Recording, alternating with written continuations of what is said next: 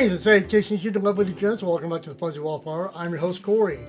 Thanksgiving is upon us, and you know what it means? It means lots of turkey and green beans and mashed taters, lots of pie, and lots of interesting discussions with family and friends we may or may not agree with, but that's not why we're here today.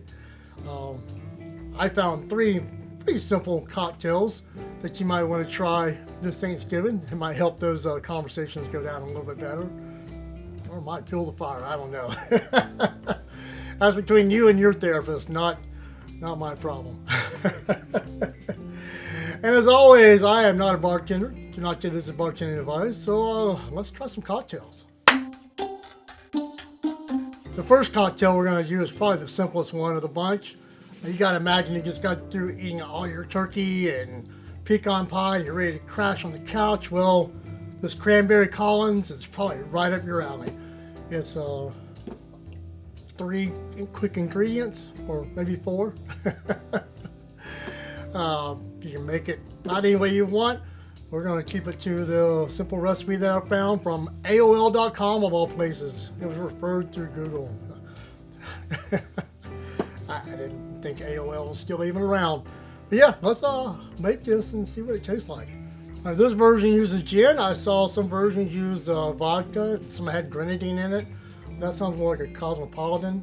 But yeah, we're going to use gin. And I'm going to use this Japanese gin because it's got a little more fruity side to it. So I think it would go well with the cranberry juice.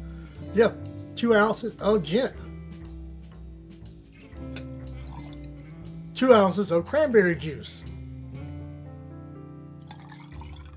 Half an ounce of lemon juice. And we'll just give that a little stir there. And we'll top it off with some club soda. And if you got some cranberries, just throw them in there as a little garnish. And get us a little straw, and there you have it. There is a Cranberry Collins. So give this bad boy a try.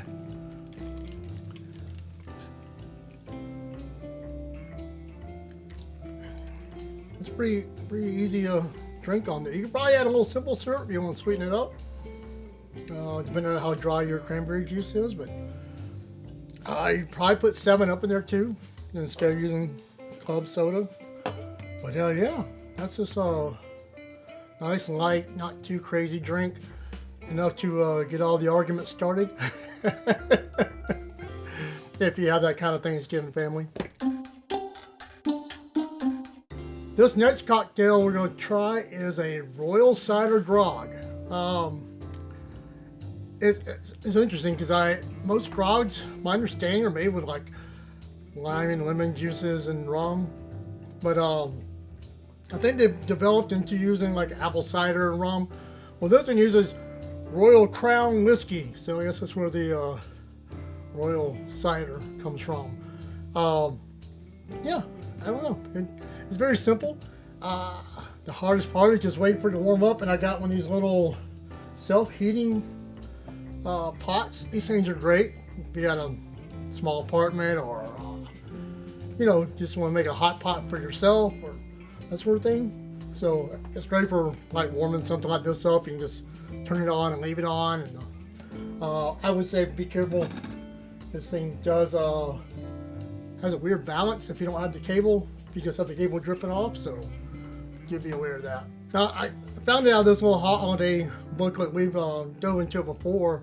It's from the Liquor Control Board of Ontario, which is, I can imagine Georgia have one. It's probably all moonshine and mint juleps, but it's all good. But yeah, this is a very, very simple drink, and we're probably making enough for 2 people, but that's fine. We'll you'll get the gist of it. So get this thing, and let that thing start warming up, and we'll start putting some alcohol in it. All right, well, it's definitely that time of year. You're probably going to find lots of apple cider from a lot of the local farms and orchards around your area. So, I don't know if it will taste different or not, but you never know. So anyways, 1 cup of apple cider.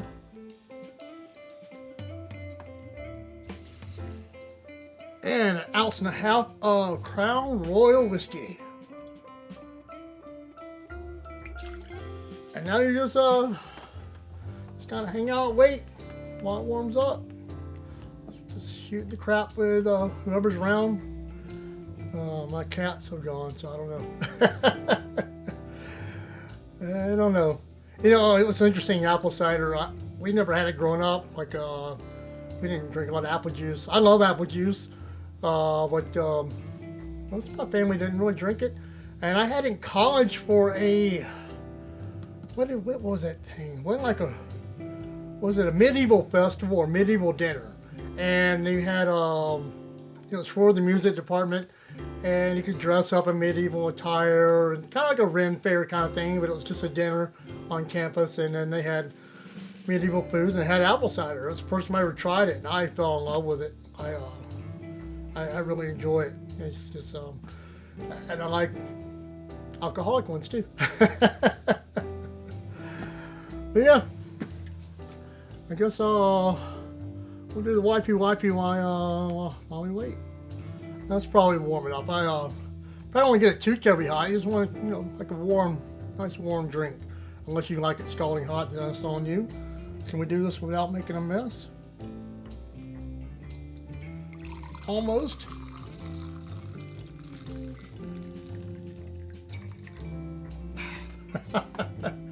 I almost did make a mess. And throw your little cinnamon stick inside there and let it float. Now, my friends, is a Royal Cider Grog. Let's see what it tastes like. Yeah, I mean, it tastes like warm apple cider with alcohol in it. I bet you if you put the cinnamon in here while it was kind of warming up, it'd probably really stand out a little more. But, hey, man, you do you, boo. But, yeah.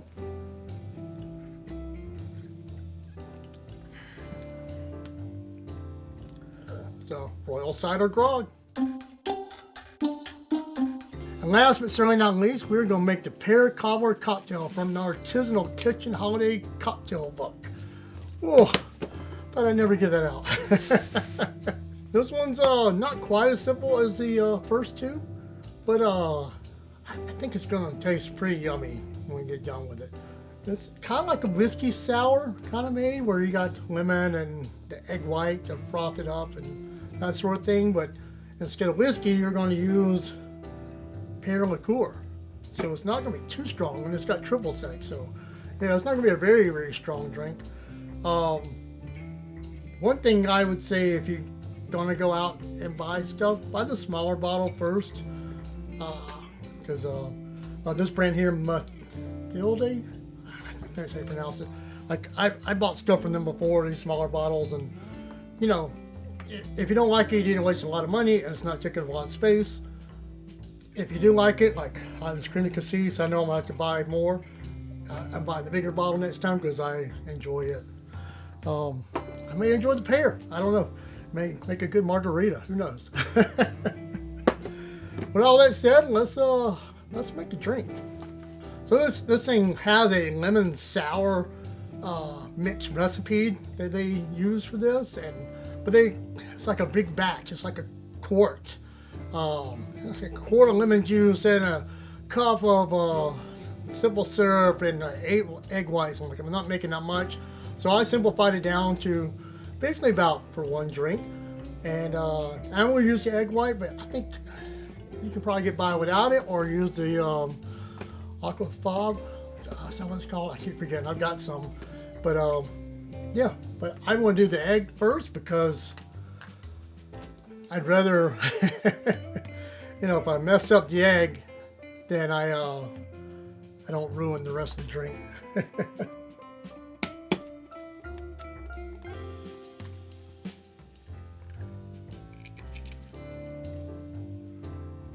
All right, now we got our egg white. We'll set that aside. Got a shaker of ice ready to go, and let's go with the regular ingredients. Got 2 ounces of lemon juice.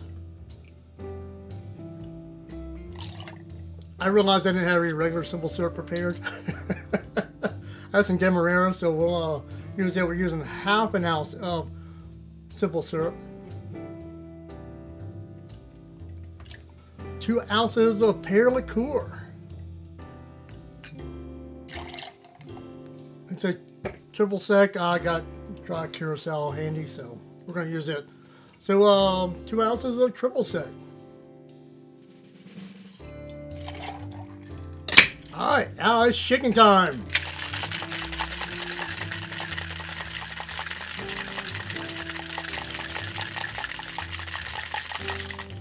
And you probably want to get a big glass because you got about 6 or so ounces of drink. And it says to top it off with a dehydrated pear float. There you go. And now, my friends, it's a pear cobbler cocktail. So let's give it a shot.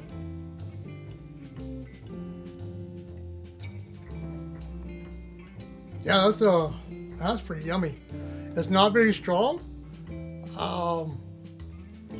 Yeah, it's definitely something that you give to someone who doesn't like real strong alcohol drinks, wants something sweet, and would go good with dessert because it's not so potent. You probably could put a little, about a, shot of vodka in there, probably liven it up a little bit. But yeah, no, that's pretty tasty. Well, that's the Pear Cobbler. That's 3 simple Thanksgiving-esque cocktails that you can make at your next holiday meal. Well, these are simple. That one's kind of simple, but simple enough. And someone in your family might actually appreciate you this year for sharing this with them. If not, you got a delicious drink to drink on your own, and well, that's on you. In the meantime, you know what to do.